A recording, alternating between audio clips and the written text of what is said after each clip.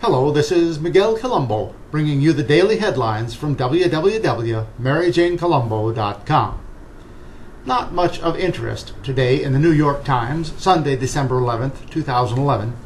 We have tens of thousands in Russia protesting against Putin, and federal prisons beyond Guantanamo where terrorists are housed for $25,000 per year rather than $800,000 at Gitmo.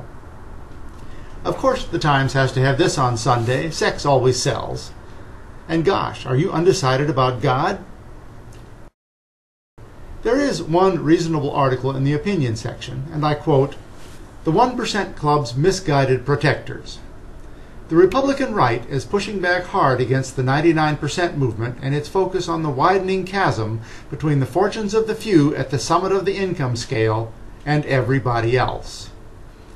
As President Obama said in his speech in Kansas last week, this strain of thought goes back to at least the turn of the last century, when there were people who thought massive inequality and exploitation of people was just the price you pay for progress. The first chart reveals the link between inequality and the sustainability of economic growth. Igniting growth is easier than maintaining it. They found that in high inequality nations, spurts of growth ended more quickly and often in painful contractions. Republicans might be tempted to dismiss such analysis as irrelevant to the United States, which is already highly developed. But as the second chart shows, inequality in America has soared over the last 30 years, approaching and even surpassing that in many poor countries. Today, America is an outlier among industrial nations. Its distribution of income looks closer to Argentina than, say, Germany. MLive.com reports, "Occupy our homes. Southgate couple ready to face arrest by ignoring eviction order." Rob and Debbie Henry say they've tried to do right by their home lenders, but still find themselves deep underwater.